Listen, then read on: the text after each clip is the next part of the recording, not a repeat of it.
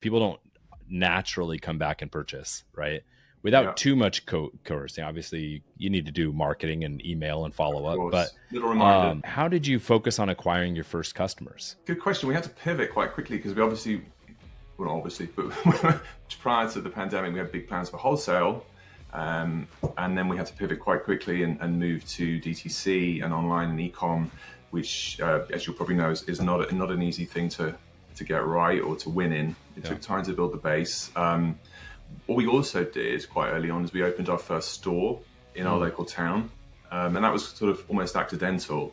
We basically seen this shop down this side street in our very small village nearby and decided we wanted to open it just as our office and to do fulfillment from. And then Nick said, well, there's a retail space at the front. Why don't we open a store? This is Biz Ninja Entrepreneur Radio with your host, Tyler Jorgensen. Welcome out to Biz Ninja Entrepreneur Radio. I'm your host, Tyler Jorgensen. And today we're sitting down with somebody who is pioneering some really cool things in a challenging space. James Stevenson is here representing oHHo. You can check them out at weareohho.com. And they're a brand that's doing really cool things, focusing on the medicinal benefits of wellness and plants, but bringing it into really cool products like beverages and chocolate. And I'm so excited to hear why and how it's going. So welcome out to the show, James.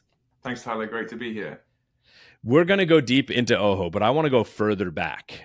When was that moment of your life that you realized, man, I'm not like other people. Maybe I'm an entrepreneur? Wow. Okay. Probably when I was at school. I was terrible at school. I didn't even go to college. I left school when I was 16, effectively. I sort of carried on at sixth form college, but it was a bit futile by then. I wasn't actually doing anything other than sort of hanging out. I grew up right at the start of the rave scene. I don't know if you know anything about that in the UK, at the start of kind of house music coming into sort of popular culture. Fantastic time to grow up. So I kind of realized quite quickly and quite early on, I was DJing.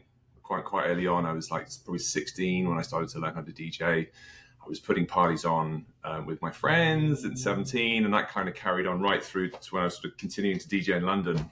How many times did you play the Dabba Dee Dabba and Die, I'm Blue song? Which one's that? Oh, which one? Gypsy? What? Yeah, I'm blue, Dabba Dee Dabba and Die. I feel like that was played all the time back then. I can tell you for sure. Never. Attaboy. All right, quality. We have a quality DJ in the house. I didn't go that low. So quite early on, I was, I suppose, in a sense, being quite entrepreneurial because I was promoting parties, getting out there and having to hustle a little bit. And I was working full time as well, but not particularly enjoying it, working for corporate companies, albeit in music. But I much preferred going out there and working for myself. You know, it's interesting. You're not the first person that I've interviewed that started in promotion, right? And I think that music and entrepreneurship have a really interesting crossover because it is an act of creation. And it's an act of creating something out of nothing. And I think it's so beautiful. What was your first time where you kind of moved from music into entrepreneurship and business? My first business actually was kind of connected to business because I was working for a big festival promoter at the time. And I saw a gap in the market with food at music festivals. At that time, the food at music festivals was quite frankly abysmal. The standard's gone up significantly since then. So I set up a business. I went and bought an old Airstream trailer and took it around the festival circuit in the UK for about 4 or 5 years. And I would do Glastonbury, Reading, all the big festivals. And I had, luckily, because of the contact with the festival managers, I had access to get into those events. So me and a merry band of people went out for a whole summer and basically lived in tents. And we sold pie and mash. Pie in the UK is a kind of national staple. It's more associated with kind of sweet stuff here, but it was like a savory meat pie with mashed potato. And we would turn up with 5,000 or 6,000 portions a weekend and serve it to hungry festival goers. There's a lot of logistics that go into that to make it work. And this is one of the things I love about entrepreneurs is that they don't let the fact that there's going to be challenges stop them from still doing it. What was one of in your like early career and progress, what was one of the first major challenges that you faced? In that How'd you particular overcome it? business, having no catering background whatsoever, which might have been useful in retrospect, was figuring out how to make that much food, and being able to serve. When we first started, we just ended up with an enormous queue of people waiting for their food. And of course, I quickly realized that I just needed much more hot holding space to hold food. So I would start at like 6 in the morning, and then we'd open at 10 in the morning. But by that time, we had enough inventory as such to kind of, to see it through. Things breaking down constantly, like ovens breaking down. Like, it wasn't like you could phone someone and go, come and fix it, because you were in the middle of a field in the middle of nowhere. Right. So we got very good at fixing things on the fly. So those are the challenges, just not having that usual support system around you. So you had to figure it out. People trying to steal your money, that was obviously an ongoing thing as well. There would be people who would try to rob you, which was fine. I remember Oasis concert. I mean, it's funny, they're actually touring again this year, but we did Oasis in Heaton Park in Manchester. That was one of the scariest events of my life. Wow. It was terrifying. Yeah. People getting beaten up, and it was absolute mayhem. I don't know if I would have expected that Oasis brought the scary crowds, but it's always the things you don't expect. It was pretty edgy. So obviously the natural next step of selling meat pies at concerts and things in the UK, the natural next step is to move to New York and start a cannabis infused line of products. Natural. Yeah, exactly. So that's what happened. Take us through that. How did you get to what made you decide to lean into this space and start oHHo? Yeah, so we moved. My wife and co-founder Nick had a communications agency which was based in the UK and the US. And in 2014, we decided to move to the US to help scale the US side of the business, which it did very quickly. Around the same time as kind of Colorado was going legal. And I could see what was kind of happening. And we, in fact, invested in a friend's brand very early on in California, and actually did quite well, surprisingly. Oh, nice. It was quite, I mean, we put in a tiny amount of money, but what it did was it gave us a lot of access to banking, insurance, cards, all the guys very kindly put us in touch with everything that we needed to do to start the business. And what I also realized was, in terms of, in my naivety, I also wanted then to set up a marijuana business in California, which I'm very glad I didn't in retrospect. Right. I started using CBD, and also then, because of the 2018 Farm Bill, realized that we could market and sell that product nationally. So we started looking into that space, and at that time there wasn't an awful lot good, to be honest. So we spent about a year trying to develop some sort of initial products. And we decided very early on that we wanted to do like a full spectrum product, which meant there was going to be an element of THC in it, because that is super important. So in February 2020, just before the pandemic, perfect timing, we launched oHHo with our kind of first two hero products, which were just 2 tinctures, basically. Oh, wow. And slowly just started to build up. And, we were basically sending out products from our kitchen table initially, because we've been turfed out of our office in the city because of the pandemic. And little by little, we started to add SKUs. We did a topical, then we started doing gummies, and sort of grew quite slowly and organically, which I think served us very well, because then we didn't burn that much money, and we could start to build a base and figure out what we wanted to do.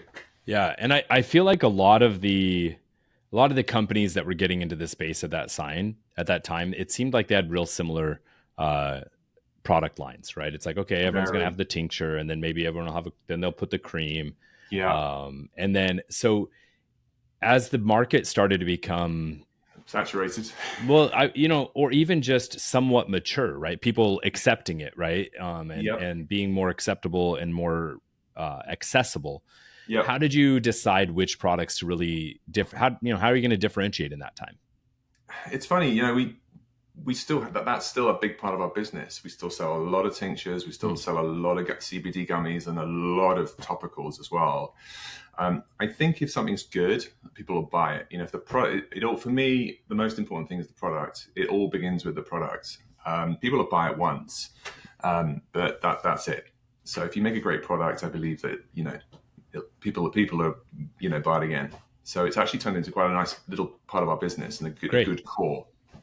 Yeah. And that's a really, really strong and important thing is that most people can sell a product one time. Most businesses come out and they might move through their initial inventory. But if people don't naturally come back and purchase, right, without too much coercing, obviously you need to do marketing and email and follow up. But little reminder. How did you focus on acquiring your first customers? Good question. We had to pivot quite quickly because but prior to the pandemic, we had big plans for wholesale. And then we had to pivot quite quickly and move to DTC and online and e-com, which, as you'll probably know, is not an easy thing to get right or to win in. So it took time. It took time to build the base. What we also did quite early on is we opened our first store in our local town. And that was sort of almost accidental. We'd basically seen this shop down this side street in our very small village nearby and decided we wanted to open it just as our office and to do fulfillment from. And then Nick said, well, there's a retail space at the front. Why don't we open a store? So that was just a phenomenal way of, talking to the customer directly.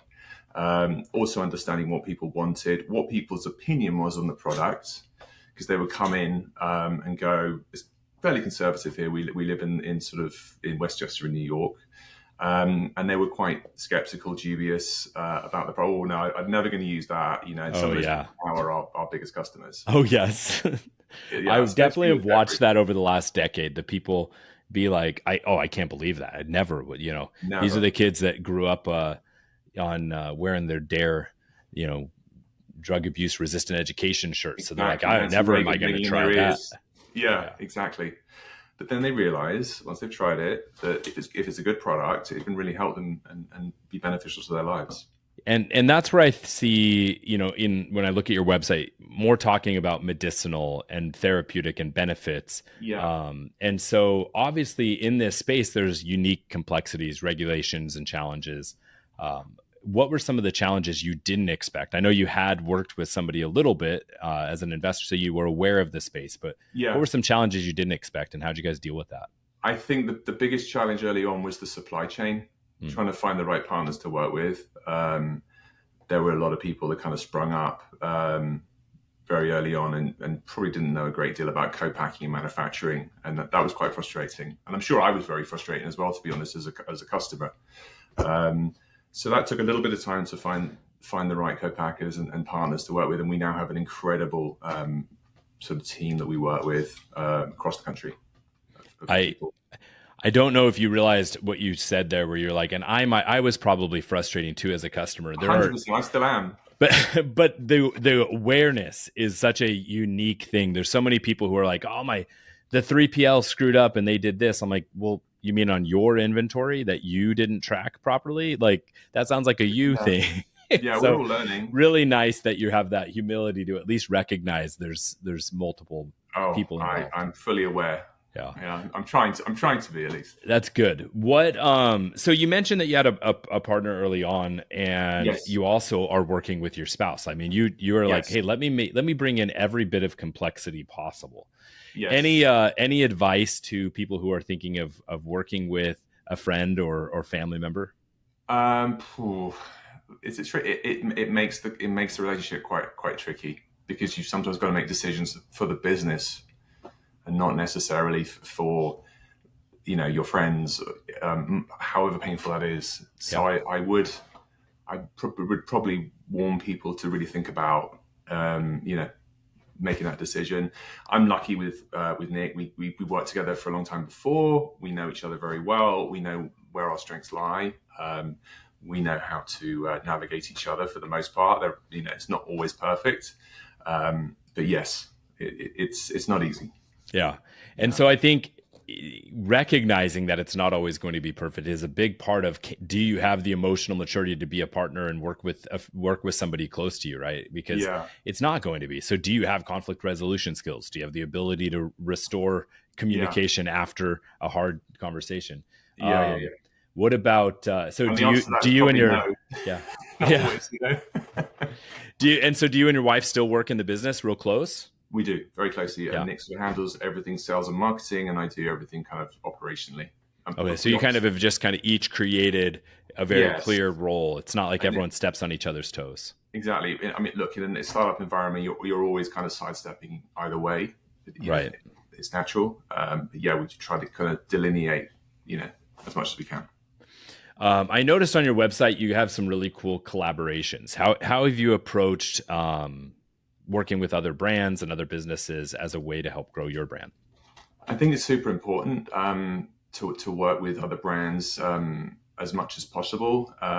It gives you another angle. It obviously introduces you to another customer base, and it helps you to collaborate and come up with, from my perspective, phenomenal products. I haven't always got the answers, so it's good. It's good to to also work with other people in the not necessarily in the cannabis industry, if they're coming from a topical or cosmetic, or we've worked with on food as well. I think it brings a whole different kind of dynamic. So I think it's super important.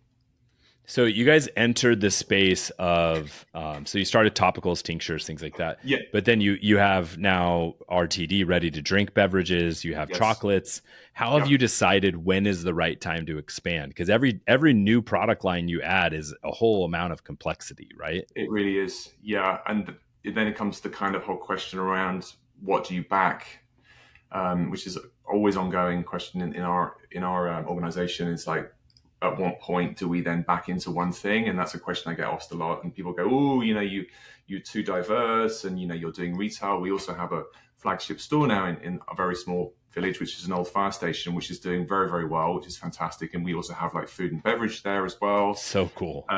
So yeah, we are very diverse, which I kind of like, especially in something that's as uncertain as cannabis. It's good to have your eggs in one basket. Well, and for someone who's artistic and creative and like the variety, I love variety. I crave it. I want new. I love the starting more than the running and the day-to-day operating, right? And so that feeds probably you and your business, and that sort of thing. But how has that complexity ever backfired on you guys? I don't think it's necessarily backfired. I think it's becoming it gets challenging, certainly from just how much time you've got to concentrate on stuff. Definitely on a cash flow perspective, we are, very bootstrapped at the moment. We try to raise as little money as possible, which is unusual. A lot of people raise a lot of money. We're trying to do it on a small amount of investment as possible. And as we move into beverage, that's becoming very challenging because that's a very different business. Yeah. Our production next month will be for best part of 20,000 cases, so that's going to be, just next month is going to be $300,000 plus in cost. So it is a challenge. Yeah. And then, is that all committed, or are you like, we're going to make it and then we have to go sell it? Right. It's largely committed. We've got some really good flow. We've had some very large POs over the last 6 weeks, which has been very encouraging. You'll know that it's one thing, obviously, to get into distributors and get into retailers. It's how you get velocity now. It's that how are you going to support that and get customers buying your product? But we feel pretty confident about it. You've always got to have a certain amount of inventory. So if you do get a run on it, you don't run out, which is also the other, big no-no. You don't want to do that. So it's such a balance. But back to your original question, I really saw the opportunity in beverage quite early on, but also recognized that probably a regulated environment wasn't where it was going to scale. So when New York went rec about 2 years ago, we were one of the first brands that went into the space with pre-rolls and gummies and chocolates, all the stuff that we do in hemp. And then I kind of developed these SOPs for the drinks to go into that market, and then realized there's just no scale there. This product, beverage, RTD, has to be distributed in a traditional way to get any sort of scale. And of course, that's the incredible place we find ourselves now with hemp derives. So very, very exciting. Really important question. I want you to imagine you're sitting there with your wife. You guys have a couple of your beverages out. What vinyl do you put on? Good question. Very diverse. again, like the business. It could be anything from Fleetwood Mac to, Chase and Stay. It could be anything. However I'm feeling. We had our kids were back home. We have two, a 17 and 18-year-old, two boys, and they were home last weekend. And we had I obviously have turntables downstairs, so we were playing some music. It was a lot of fun. We had a bunch of people here, so it could be anything from something quite chill to full on house. Yeah, depends if you're relaxing or celebrating or connecting, exactly. Right? There was definitely a couple of oHHos flowing. Man, do you, I feel like you need oHHo playlists, curated by DJ James. We do. We actually do. Oh, very cool. We have Spotify. I've also just set up a SoundCloud as well. I've only got one mix on there because I've been too busy to actually put them together because it takes too long to kind of lay them out. But that is very much on our roadmap. And we're looking to do some music activations this summer as well, which is going to be a lot of fun. I think that's fantastic. I think what a cool way to honor like your path and your talents. That's really cool. I think that's super important. I think you touched on something there. I think you have to have something that comes from you. Yeah, I feel like that to me is what really allows true connection. And I think this generation of consumers is craving connection. They're craving community. They're craving personality in the brand, right? And you can see that by which brands are taking off. They're brands that either people see themselves in, either their past or their aspirational future. They see some piece of them in the brand that they want to be a part of. And so what a cool way to connect that. Are your boys involved in the business at all, or? They're not. I mean, obviously they're not strictly allowed to consume any of the products either. That's true. Yes. We'll make sure that's on record very clearly. They never consume them, obviously. Yes. It's funny, I think, because we've been in the business so long and they've grown up around the industry. They're very relaxed about it. Yeah. I think a lot of their friends probably think it's quite cool, and they're like that we see that whenever they're on the phone with one of their friends, and they're like, you can overhear one of their friends saying, "Oh, Mr. Stevenson, let's get some of that sweet weed, huh?" Yeah. So, that's funny. Yeah, I know. But what are some things coming up for oHHo that you're most excited about? We've got some very exciting new products coming out. We've got a new flavor that's about to drop in the next couple of weeks for the summer.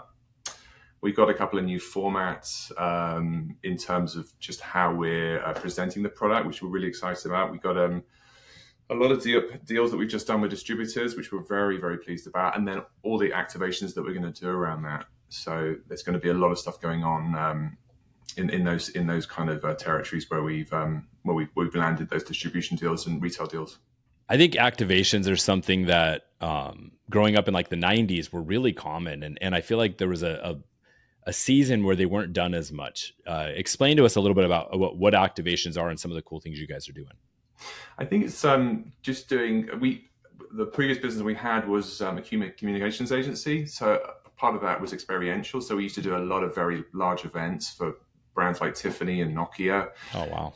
We're going to do a whole bunch of sort of activations, experiences where people can come and experience the brand sort of in person. Be it, in sport, we're doing some bits and pieces in sport, which is going to be great. And then obviously music is going to be a part of that as well. It's always a balance that when you're starting off to sort of decide what you're doing and it's going to make ultimately what's going to make the most amount of impact in sales. So it's like, do we kind of put that money into doing a big party? What's that going to achieve versus if we just go and do sampling, which is also super important. So and the challenge is, two things one might be slightly better from a business perspective, but you still want to pick the thing you like too, right? So like, exactly. How do you balance that? What profits versus passion? When you're running a startup, it's a difficult decision because you can burn money very quickly. And fun as it may for a few days or a weekend or being at a festival, running a bar or a sound system, you're like, what impact is that going to have early on? Yeah. As budgets start to grow, then we can maybe think about it in a different way. But we're just trying to be really smart and trying to do stuff with friends and people that we know that we can try and shoehorn in something fun, So you've done a lot with, like we talked about with collaborators and things like that. Do you have a dream ambassador that you would love that, say, if this person said, "Hey, I want to be Oof, that's a good connected? question. I'm a big fan of Tom Hardy, he's an actor in the UK. Whether or not he's sort of relevant to oHo, I don't know. He's super cool. I like him. I like that answer. It's like, it'd just be cool for I me. like him. He's cool. He's probably, yeah, why not? I think he'd be great. And you've never mailed him a gift basket? I haven't yet. I think he's based in the UK. So not strictly speaking, our products are totally legal there. So yeah. But we definitely need to get him some at some point. Cool. And then what about in the US? Are there still challenges, and like what states are still really challenging for you guys to work with? At the moment the regulations are so unclear. There are some states, as you know, that are starting to put the regulations down, which we obviously welcome. It's super important. Yep. There are some states that have banned it. For example, it got banned in Arizona last week. I think that's just a temporary measure, from what I can read in the regs. They're trying to sort of create a framework for beverage. I think beverage ultimately that'll kind of work itself out. I think the momentum's there now. I think the things like D8 and THCA and very high potency gummies that are in gas stations, which really shouldn't be there, to be honest, all that will probably fall away at some point. Whether or not the DTC, the e-com part of the business, will be allowed to continue is questionable as well. I think where you find, out seltzers and beer, that's where it's probably going to land. And initially it's going to be in liquor stores. Obviously there's a tiny bit of grocery which is adopting it at the moment, and then you've got convenience as well. So it's going to take a while. Yeah. And eventually, you may see Walmart and Target starting to trial it as well, which is when it really starts to change. Absolutely. Yeah. It's been fascinating watching it kind of move from the back of some of the grocery stores towards the front, right? It's like, okay, we're going to put you on an end cap on the back row facing the staff room. And then now it's like, oh, as you walk in, there's welcome, it's on the welcome display. I'm like, okay, it's changing, right? It's evolving. We were talking to a large national liquor store chain, and their display has gone in a year from 6 foot to 30 foot, basically. Wow. Yeah. Fascinating. So it's really exciting. As you look at like the business and life, right? And I can tell that you do a really good job of work-life blend, right? You build, your life is in your business. Your business is in your life. And I see that as a positive. But to me, business is about creating the lifestyle you want, right? You've got 17, 8-year-olds, your kids are growing up. What is one item on your personal, not your business, but your personal bucket list that you're going to accomplish in the next 12 months? Probably spending a bit more time with them, to be honest, before they don't want to spend any more time with me. I think that would if that hasn't happened already, you're already winning. Yeah, no, actually, surprisingly, my sons and I are really into mountain biking, so we are actually going to Whistler in July. Very cool. Which I haven't been to before, which I'm really looking forward to. But I had to actually cancel last year because we were about to open our new store. So yeah, we basically rescheduled it for this July. So I'm really looking forward to that. So I think it's just about trying to spend time with the family. That at the moment is a real luxury for us. I totally get it. My kids are similar ages. It's like terrifying that when, I'm like, crap, they're right on that edge of, I feel like, disappearing into the real world. And I'm like, no, just stay a little longer. But it just goes so quick. And didn't everyone say that to you? You'll blink, and they'll be 17 and 18. And yeah. They say you don't believe them because in the moment that they're telling you you're exhausted or you're worn out from having little kids. Not having any sleep. Yeah. But yeah, no, it's true. It's blinked by.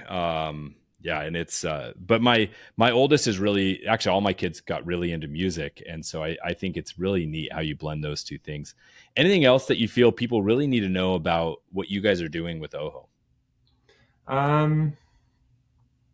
Let me think. Not really, other than go and try it. And I hope you enjoy the products. That's super important. I think we win on a number of things, but flavor in particular, which I find is super important. I mean, a lot of these products will all ultimately do the same thing, much the same as alcohol, but it's all about flavor. And I think we really do win on that point. Yeah. So yeah. Flavor and story and connection. I think so. People can go to weareoho.com. There's a store locator, or you can buy directly on there. Yeah. Really amazing line of products and flavors, all kinds of really cool stuff. Great branding. You guys have done an amazing job. Really Thank neat you. to see the brand and hope it continues to thrive. Thank you so much. Thanks, Tyler. Awesome. To all my biz ninjas, wherever you're listening, watching, or tuning in, it's your turn to go out and do something.